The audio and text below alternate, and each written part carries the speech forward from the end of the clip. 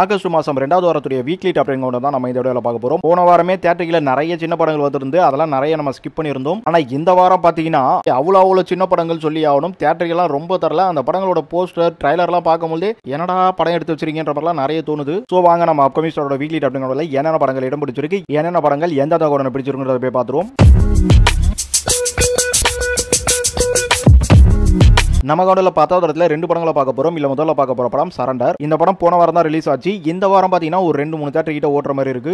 Last வீக்ல 10 theatre கிட்ட வந்தாலும் பெருசா தியேட்டரிக்கல் ரெஸ்பான்ஸ் இல்ல. ஆனா ஓரளவுக்கு ரிவ்யூ பரவாயில்ல. நம்ம கவுண்டர்ல அடுத்ததா இதே 10வது இடத்துல பார்க்க போற படம் கெவி. இந்த கெவி படம் ரிலீஸ் ஆகி 3 வாரம் முடிச்சு 4வது வாரம் நினைக்கிறேன். அநேகமா 25 நாள் வரப்போகுது. ஆமாங்க. ஆனா இந்த வாரமும் பாத்தீங்கன்னா ஒரு தியேட்டரிக்கல் நம்ம சென்னை தேவிக்கு ஒரு மாதிரி. இன்னொரு விஷயமா சின்ன படங்களா நிறைய நல்ல படங்களா வந்தா கூட தியேட்டரிக்கல் சர்வே இல்லாம போயிடும். எனக்கு இந்த டீம் 25 நாள் வரைக்கும் ஃபோர்ஸ் பண்றதே பெரிய விஷயம். ஒரு சர்வேவின் த்ரில்லர், அப்புறம் போராட்டம், காட்டு கம்யூனிட்டி, இந்த மாதிரியான ஒரு ஜானர்லாம் உங்களுக்கு படங்கள் பிடிக்கணும். இந்த கெவி உங்களை திருப்திப்படுத்த வாய்ப்பு இருக்கு. நம்ம கவுண்டர்ல 9வது இடத்துல 2 படங்களை பார்க்க போறோம். இல்ல முதல்ல பார்க்க போற படம் ஃபென்டாஸ்டிக் 4. இந்த ஃபென்டாஸ்டிக் 4 நம்ம தமிழ்ல எதிர்பார்த்த அளவுக்கு போல மார்வல் படம் தான். ஆக்சுவலி ஒரு காலத்துல பெரிய சீரிஸா இருந்தது. ஆனா இப்ப தியேட்டரிக்கல் 1-2 தியேட்டரிக்கல் தான் கொடுத்திருக்காங்க. ஆக்சுவலி இது மேபி ஏத்தி இறக்கிட்டு இருப்பாங்க. ஆனா ஃபென்டாஸ்டிக் 4 நம்ம தமிழ்நாட்டை பொறுத்த வரைக்கும் பெருசா செல்ஃப் எடுக்கல. நம்ம அடுத்ததா இதே 9வது இடத்துல பார்க்க போற படம் சூப்பர்மேன். சூப்பர்மேனும் அப்படிதான் வரும்போது ஓரளவுக்கு நல்ல தியேட்டரிக்கல் வந்தாலும் அதுக்கப்புறம் குறைச்சி ஏத்திக்கிட்டு இருந்தாங்க. பட் இப்போ பாத்தீங்கன்னா ஒரு 2 தியேட்டரிக்கல் லாஸ்ட் வீக்ல ஓடுறது மட்டும் இல்லாம அடுத்த வாரத்திலயும் ஓட போகுது. ஆனா இந்த சூப்பர்மேனுக்கும் தமிழ்ல ஒரு ஸ்டேபிள் தியேட்டரிக்கல் ரெஸ்பான்ஸ் இருந்துன்னு சொல்ல முடியல. நம்ம கூட 8வது இடத்துல பார்க்க போற படம் கிங்டம். இந்த கிங்டம் நம்ம விஜய் தேவரகொண்டா நடிச்சு தெலுங்கு படமா இருந்தாலும் நம்ம தமிழுக்கும் வந்தது. சோ தமிழ்ல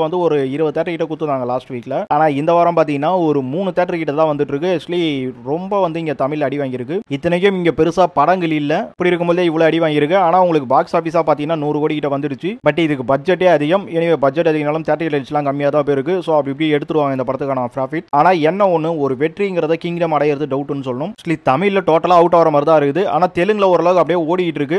அங்க அடுத்த வாரத்தில் ஏதாச்சும் ஒரு ரெஸ்பான்ஸ் பெருசா ஓடி அப்படி போச்சுன்னா ஒரு சின்ன ஹிட் ஆகிறதுக்கு வாய்ப்பு இருக்கு. கண்டிப்பா சூப்பர் ஹிட்டோ பிளாக் பஸ்டர் வரதுக்கு வாய்ப்பு இருக்காது. நம்ம கவுண்டர்ல 7வது இடத்துலயும் 2 படங்களை பார்க்க போறோம். இல்ல முதல்ல பார்க்க போற படம் ரெட் ஃபிளவர். இந்த ரெட் ஃபிளவர்ன்றது நம்ம விக்னேஷ் ஹீரோவா நடிச்சிருக்காரு. விக்னேஷ்ன்றவர் அன்னைக்கு அஜித், விஜய், பிரசாந்த் இவங்க செட்னு சொல்லணும். ஏன்னா அவங்கலாம் ஹீரோவா ரிலீஸ் ஆகும்போது தான் ஹீரோ வந்தாரு. அவருக்கும் ஒரு நல்ல எதிர்காலம் இருந்தது. ஆனா தேவையில்லாத அப்படி போயிடுச்சு. எனிவே அதுக்கப்புறம் இவர் பிசினஸ் பண்ணிக்கிட்டு நிறைய சீரியல் எல்லாம் கூட பண்ணிட்டு இருந்தாரு, சின்ன சின்ன கேரக்டர்லாம். ஆனா இந்த படத்துல என்ன ஒரு ரீஎன்ட்ரி மாதிரி ஆக்சுவலி விக்னேஷா அப்படின்ற மாதிரி இருக்கு. இன்னொன்று இது விக்னேஷுக்கு எப்படா எடுத்த படம் இப்பத்தி லுக்கா, ஏன்னா பால் குண்டா ஒரு மாதிரி 50 வயசுக்கு மேல ஆயிடுச்சு. பட் இந்த படத்துல அப்படியே மாறி நிக்கிறாரு. அதை தாண்டி இந்த படம்ன்றது பாத்தீங்கன்னா ஏதோ பேருக்கு தான் ஹாலிவுட் படம் மாதிரி இருக்கு அப்படி இப்படின்லாம் பேசுறாங்க ஆடியோ லான்ச்ல. நினைச்சா ரியலாவே அப்படிதாங்க இருக்கு. உள்ள என்ன மாதிரி கான்செப்ட் வச்சிருக்காங்கன்னு தெரியல. படம் பார்க்கும் பொழுது உங்களுக்கு ஒரு கிராஃப்டா ஒரு பெரிய படமா தெரியுது.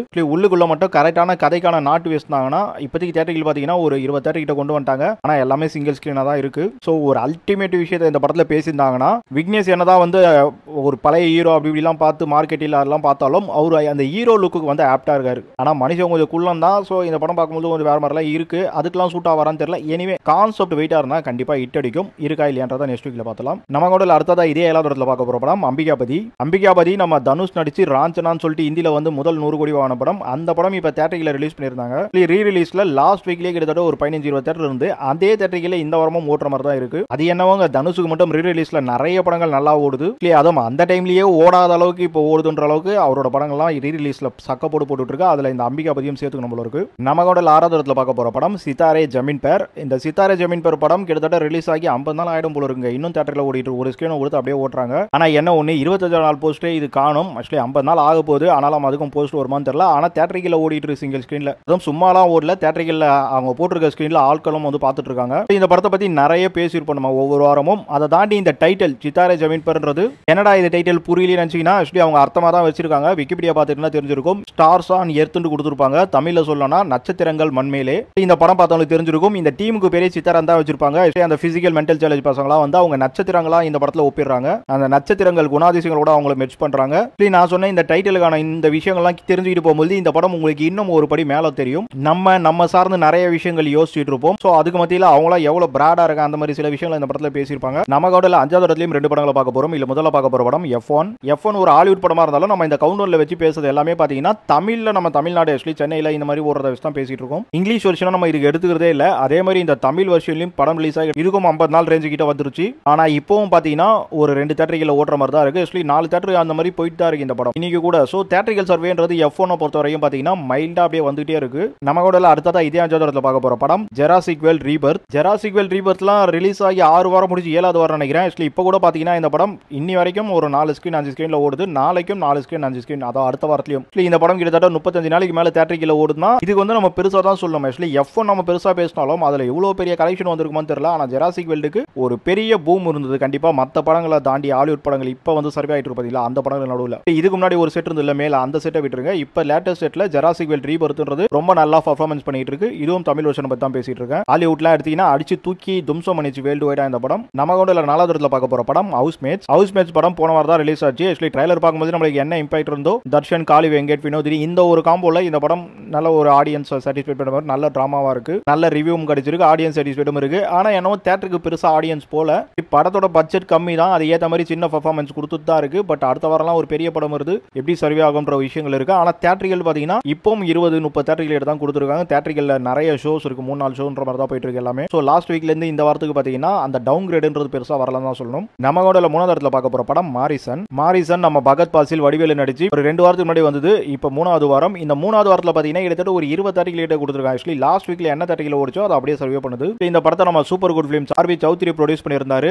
படம் வந்து ஒரு பிளஸ்ஸா இருக்கும், பெருசா வரும் தான் எதிர்பார்த்தாங்க. ஆனா அது ரிவ்யூ வரும்போது வந்து பெருசா போகும் தான் எதிர்பார்த்தோம். பட் அதை அப்படியே ஆஃப் பண்ணி அப்படியே மைல்டு பர்ஃபார்மன்ஸ் கொடுத்துட்டாங்க.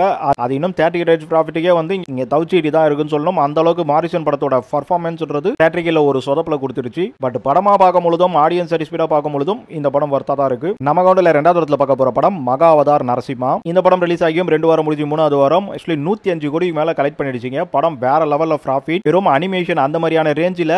ஆனா கதையை அவங்க வேற லெவல்ல தாறுமாறா பண்ணி வச்சிருக்காங்க. நான் கூஸ் பம்ப்ஸ் வருது படத்துல. ஆக்சுவலி ஒரு படம் ஓடுனா சும்மா ஓடாதுன்ற மாதிரி இந்த மகாவதார் நரசிம்மாவை அந்த அளவுக்கு சூப்பரா பண்ணிட்டாங்க. அதை தாண்டி இவங்க நிறைய லைன் அப் கொடுத்துட்டாங்க. இந்த ஒரு படம் வெற்றியானதும் இருக்கிற நிறைய இந்தோட காட்ஸ் பித்தாலஜி அந்த புராணம் இந்த மாதிரியான சில விஷயங்கள்லாம் அப்படியே லைன் அப்பா கிட்டத்தட்ட ஒரு 10 வருஷத்துக்கு நாங்கள் என்னென்ன படம் எடுக்க போறோம்னு சொல்லி லிஸ்ட் போட்டு கொடுத்துருக்காங்க. அவ்வளோ படத்தை எடுக்கிறதுக்கும் ஒரு ஃபோர்ஸா இந்த மகாவதார் நரசிம்மாவோட தேட்டரிக்கல் பிக்கப் இருந்துட்டு இருக்கு. இந்த படத்துக்கு தான் மெயின் ஸ்கிரீன்றத கொஞ்சம் 2வது தரம் அந்த மாதிரிலாம் நிறைய அலாட் பண்ணிட்டு இருக்காங்க. அப்புறம் 4 ஷோன்றத நிறைய தேட்டரிகள் ஆக்குபை பண்ணிருக்கு மகாவதார் நரசிம்மா. நம்ம கூட முதல் இடத்துல பார்க்க போற படம் தலைவன் தலைவி படம் ரிலீஸ் ஆகியும் 2 வாரம் முடிஞ்சு இது 3வது வாரம். ஆக்சுவலி என்னத்த சொல்றதுங்க, படம் வந்து ஆரம்பத்தில் அடின்னு அடிச்சானுங்க, மாரிசனை தூக்கி வச்சானுங்க. ஆனா கடைசியில பாத்தீங்கன்னா ஆடியன்ஸோட அந்த சாட்டிஸ்ஃபைடு தான் வந்து தியேட்டர்ல எல்லாத்தையும் நிர்ணயிக்கும்ன்றதுக்கு ஒரு பெரிய உதாரணமா இந்த படம் அமைஞ்சு போச்சு. ஏன்னா ரிவ்யூவர்ஸ் எல்லாம் மாரிசன் பக்கம் நின்னாங்க, தியேட்டர்ல வந்து கமர்ஷியல் ஆடியன்ஸ் எல்லாம் நம்ம தலைவி பக்கம் நின்னாங்க. பட் இங்க ரிவ்யூவரை தும்சம் பண்ணி ஆடியன்ஸ் தான் ஜெயிச்சிருக்காங்க. அதுவும் வேற லெவல்ல பெருசா ஜெயிச்சிருக்காங்க. கிட்டத்தட்ட 75 கோடி அபிஷியலா சொல்லிட்டாங்க. 100 கோடி கன்ஃபார்ம்ன்ற அளவுக்கு இந்த வீக்கெண்ட் கண்டிப்பா இந்த படத்துக்கு ஒரு செம பிக்கப் இருக்குன்னு சொல்லணும். ஏன்னா எல்லாமே மெயின் ஸ்கிரீன்ல இந்த வாரமும் தலைவி தான் ஓட போகுது. ஆரம்பத்தில் பார்க்கும்போது அந்த விஜய் சேதுபதி நித்யா மேனன் காம்போ ரொம்ப நல்லா இருக்கு, ஒர்க் அவுட் ஆச்சுடா அப்படிலாம் நினைச்சிட்டு இருந்தோம். ஆனா ரிவ்யூவர்ஸ் அடிக்கும் போது நம்மளுக்கே ஒரு டவுட் வந்தது. ஆனா அது நம்ம என்ன தியேட்டரில் ஃபீல் பண்ணமோ ஒரு பொதுஜன மக்களா இருந்து அதை எல்லா மக்களும் இங்க வைப் பண்ணிருக்காங்க. ஸோ நித்யா மேனன் விஜய் சேதுபதி அந்த காம்போ இந்த 100 கோடிக்கு முதல் ஒருவே அதான் சொல்லுவேன். அது என்னவோ நித்யா மேனனுக்கு வந்து எந்த ஹீரோவை கொடுத்தாலும் ரொம்ப அழகா மேட்ச் ஆயிடுது. ஆக்சுவலி கொஞ்சம் வந்து அவங்களுக்கு கான்ட்ராஸ்டா இருந்தா கூட அவங்க கதை ரீதியா மேட்ச் பண்ணிக்கிறாங்க. இங்க பாக்குறதுக்கே நம்ம சேதுபதியும் நித்யா மேனனும் ரியல் பேர் மாதிரியே வந்திருக்காங்க. ஸோ அது இன்னும் பெருசா ஒர்க் அவுட் ஆகும். அதை எதிர்பார்த்தேன், அது தியேட்டரிக்கல நடந்துடுச்சு. ஆனா இன்னமும் டைரக்டர் பாண்டிராஜ் வந்து இந்த படத்தை கொஞ்சம் அப்படி இப்படி பார்த்து சில விஷயங்கள்லாம் ஓவர் கிரேடா ரிப்பீட்டடா அந்த மாதிரிலாம் பண்ணாம இருந்தாருன்னா இந்த படம் இன்னும் ரொம்ப பெருசா ஓடி இருக்கோ இல்லையோ ரிவ்யூவர் அந்த அளவுக்கு அடிச்சிருக்க மாட்டானுங்க. அதை தாண்டி இந்த படத்தோட ப்ரொடியூசர் சத்யஜோதிங்க. ஆக்சுவலி மனுஷன் பாவம் எவ்வளவு ஹீரோக்களை வச்சு எவ்வளவு படம் எடுத்து எவ்வளவு லாஸ். அதெல்லாம் ஆரம்பத்தில் ரிவ்யூ கேட்கும்போது இந்த படமும் போச்சாடா பாவையா, அந்த மனுஷன் எவ்வளவு பெரிய ப்ரொடியூசர், எந்த காலத்து ப்ரொடியூசர், அவருக்கு ஏன்டா இவ்வளவு சோதனைன்ற மாதிரி தான் நினைச்சேன். ஆனா செம்ம பிக்கப் ஆகி வேற லெவலில் மனுஷனுக்கு பாக்கெட்ல பணம் வந்துடுச்சுங்க. இதை ஏன் ரொம்ப ப்ரௌடா பேசுறேன்னா, இவரெல்லாம் நம்ம தமிழ் ப்ரொடியூசர், ரொம்ப நாளா இருக்கிற ப்ரொடியூசர், இவரெல்லாம் நல்லா இருந்தாதான் வந்து நம்ம தமிழ் சினிமாவில் ஒரு நேட்டிவிட்டி இன்னும் இருக்குன்ற அந்த நம்பிக்கை இருக்கும். சரி ஓகே, தலைவிக்கு 75 கோடி போஸ்டர் விட்டுட்டாங்க. ஓகே, 100 கோடி போஸ்டர் எந்த டேட்ல ரிலீஸ் ஆகும் நீங்க நினைக்கிறீன்றத அப்படியே கமெண்ட் பண்ணுங்க.